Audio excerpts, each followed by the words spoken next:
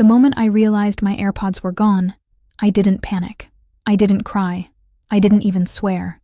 Because somewhere deep inside me, a slow, quiet anger was already waking up. The kind of anger that doesn't explode right away. The kind that waits.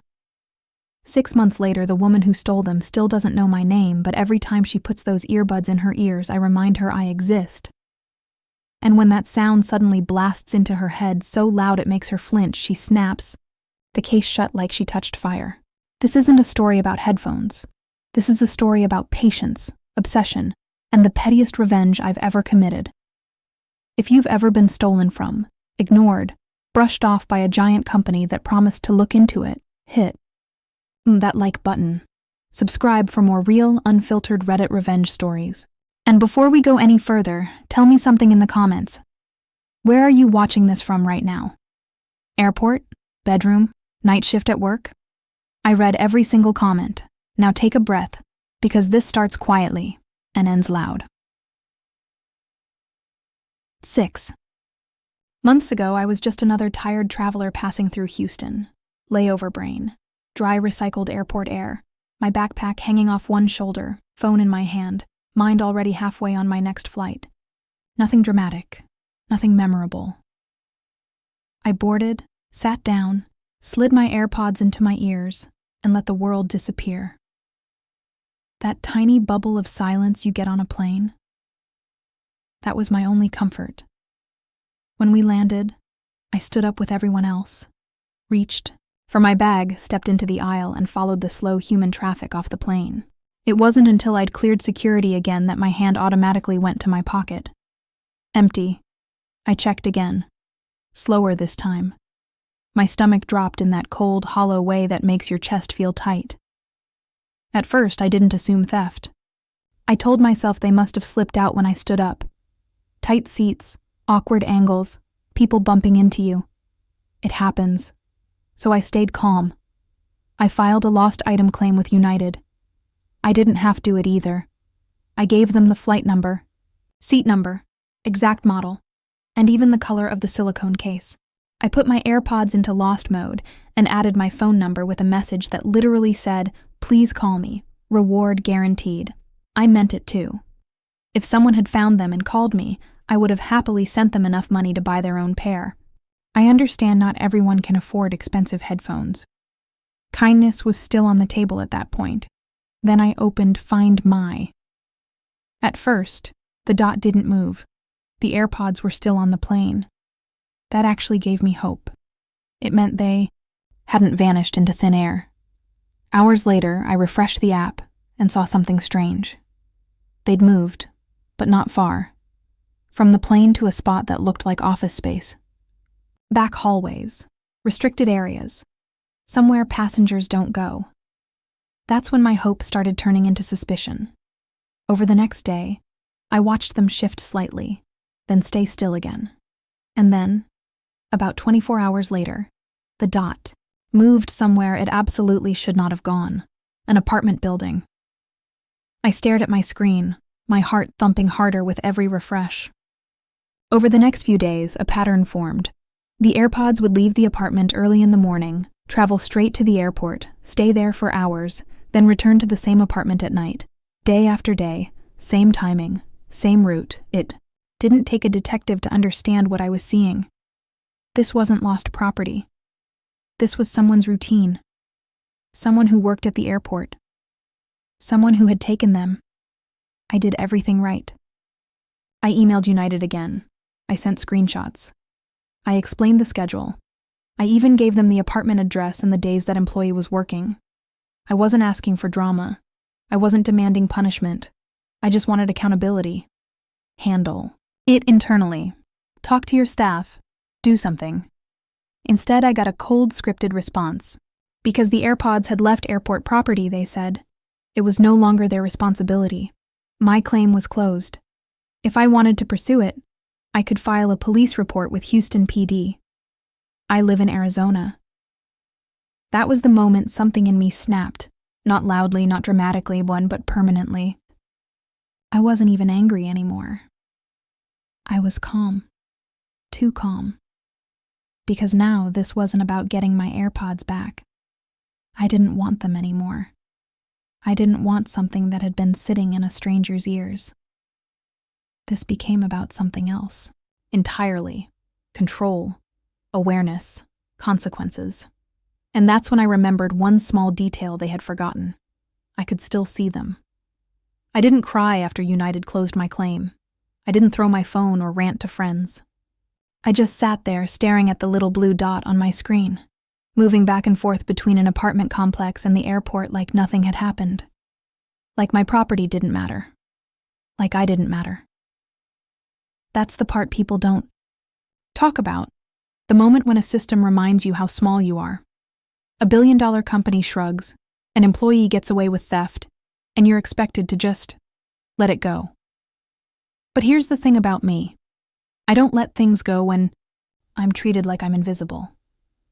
At first, I checked Find My the way someone pokes a bruise, gently, almost hoping it won't hurt. Once in the morning, once at night, just to see if the dot was still there. It always was. Same apartment, same commute, same routine. Days turned into weeks, and the anger didn't fade like people say it should. It matured. It sharpened. I started noticing patterns without even trying.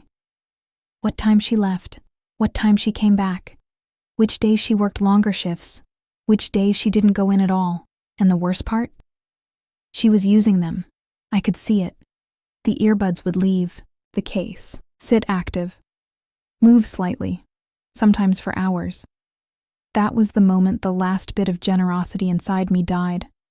If she'd picked them up, realized they were in lost mode, and called me, I would have rewarded her.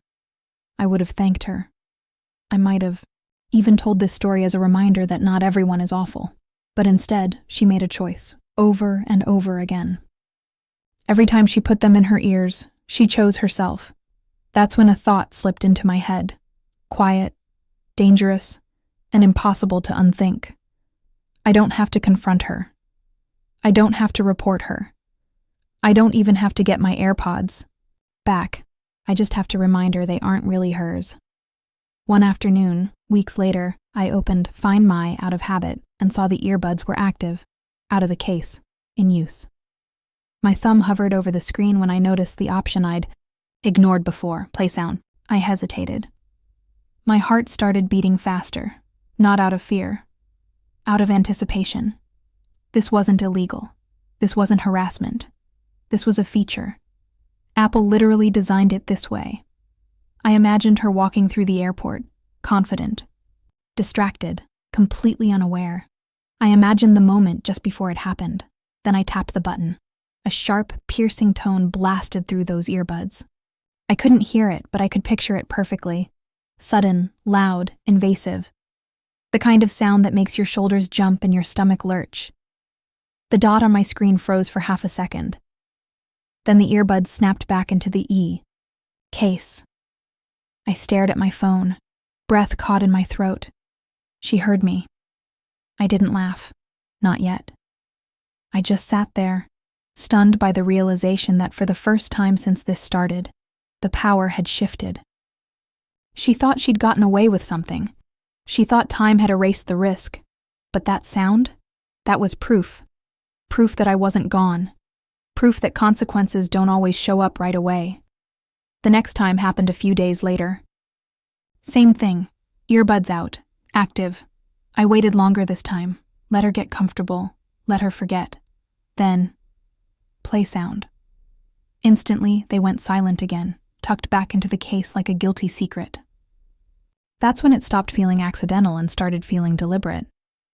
This wasn't random. This was conditioning. I began spacing it out, never predictable. Sometimes days apart, sometimes twice in one shift. Always when the earbuds were in use. Always loud, always sudden. I imagined her confusion turning into anxiety. Was it broken? Was it glitching? Or worse, did the owner still have control? She never stopped using them, and that told me everything I needed to know about her. At this point, tell me in the comments, are you on my side, or do you think I should have just let it go? And seriously, I want to know, where are you watching from right now? Different countries, different time zones, same feeling when someone wrongs you and gets away with it, or so they think. Because what she didn't know yet was that I was just getting started. What surprised me most wasn't how easy it was to do. It was how quickly it became normal.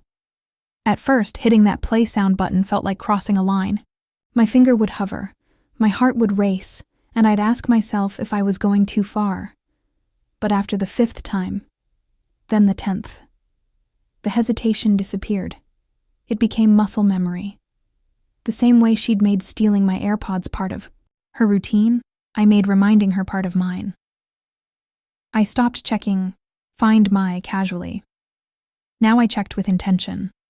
I'd open the app during my lunch break, before bed, sometimes in the middle of the night if I couldn't sleep. Not because I was obsessed with the AirPods themselves, but because I was fascinated by what was happening on the other side of that screen. The dot wasn't just a dot anymore. It was a person. A person who had no idea when the next jolt of sound would hit her ears. I started learning her habits without meaning to. Early shifts meant earbuds out around dawn. Late shifts meant long stretches of use, sometimes an hour straight. On off days, she used them at the apartment, pacing, sitting, maybe cleaning, maybe scrolling on her phone, completely unaware that someone hundreds of miles away could reach straight into her world with one tap. And every time I did, the reaction was instant.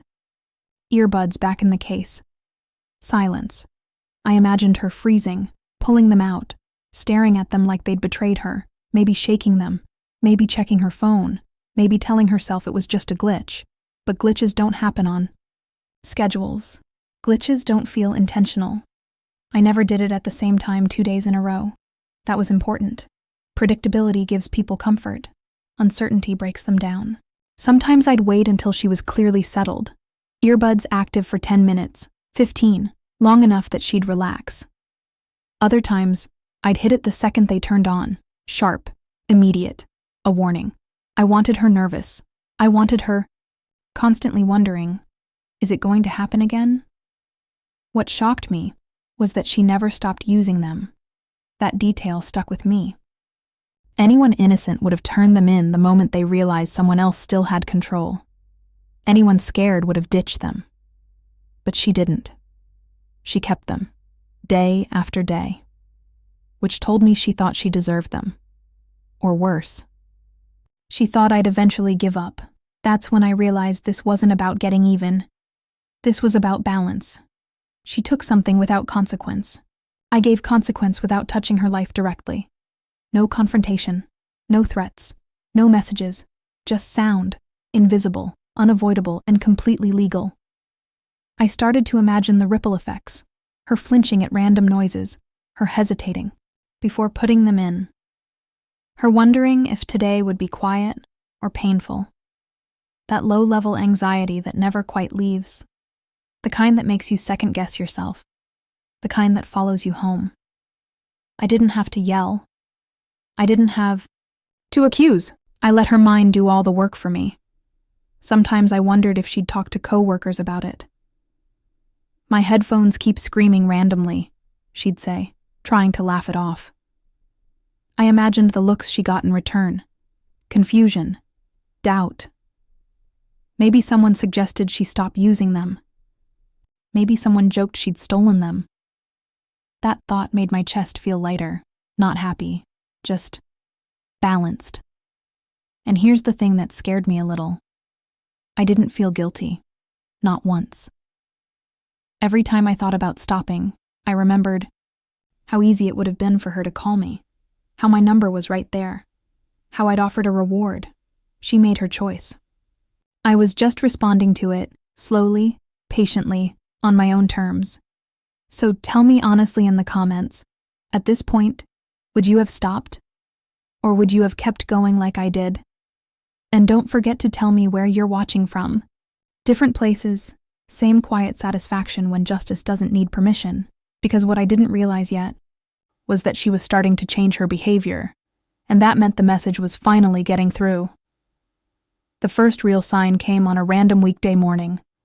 I opened Find My out of habit and froze. The AirPods were still at the apartment. But they didn't move. No commute, no airport, no long stretch of use, just sitting there. Silent. For the first time in months, her routine had changed. I told myself not to read too much into it. People get sick. People take days off. But something about it felt different. Unsettled. Like a pause before a decision. When they finally moved again, it wasn't the same. The earbuds didn't come out right away. She arrived at the airport and kept them in the case. I waited. 5 minutes, 10, 15, nothing. That alone felt like a confession. She remembered. She was thinking about me. When she finally put them in, I didn't act immediately. I watched the dot move slightly, then stop. I imagined her standing still somewhere quiet, testing them, bracing herself. I waited a full minute longer than usual. Then I tapped play sound. The reaction wasn't instant this time. There was a delay, a second, maybe 2. Then the earbuds snapped back into the case so fast the dot barely had time to shift. That delay told me everything. She wasn't surprised anymore. She was scared. She was hoping it wouldn't happen. And when it did, it confirmed her worst. Thought, this wasn't a glitch. This was intentional.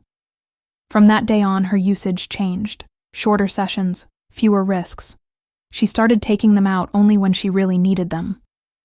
And every single time, without fail, I reminded her.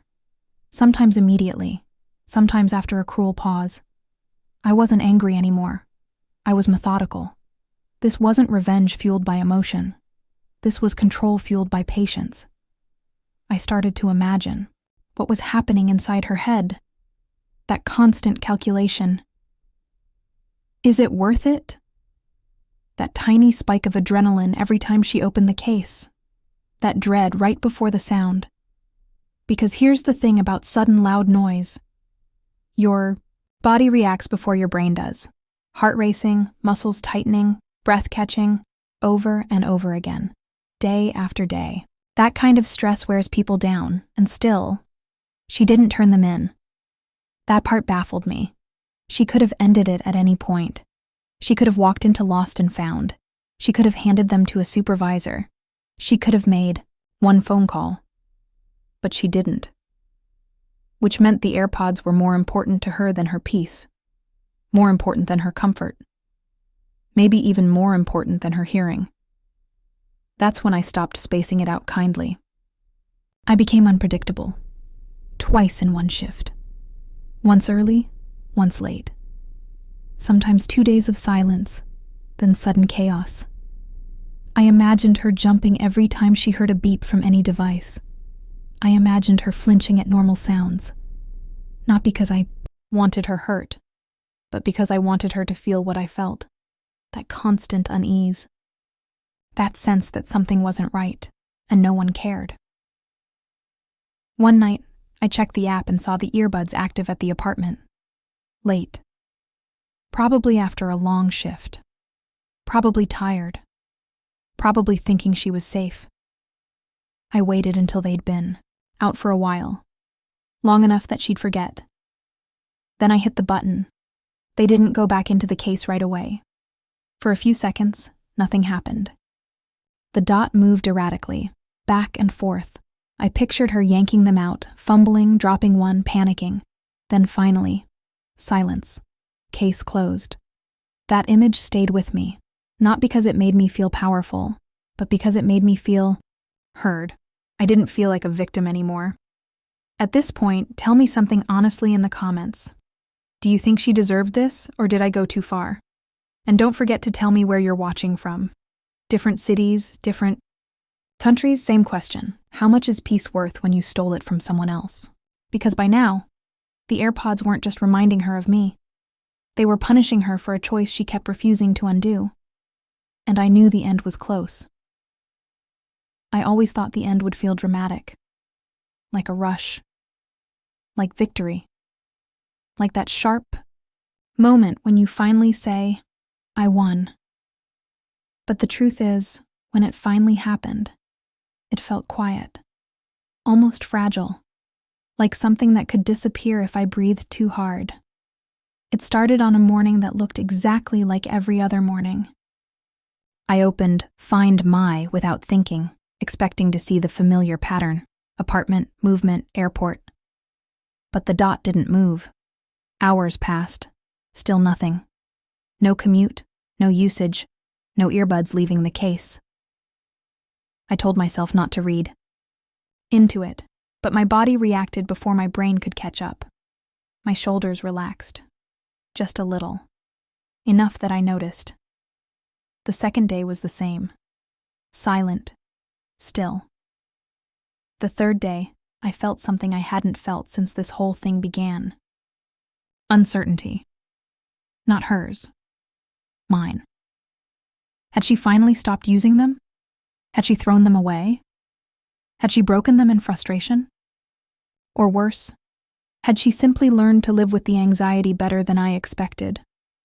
Then, late that afternoon, the dot moved, but not toward the airport.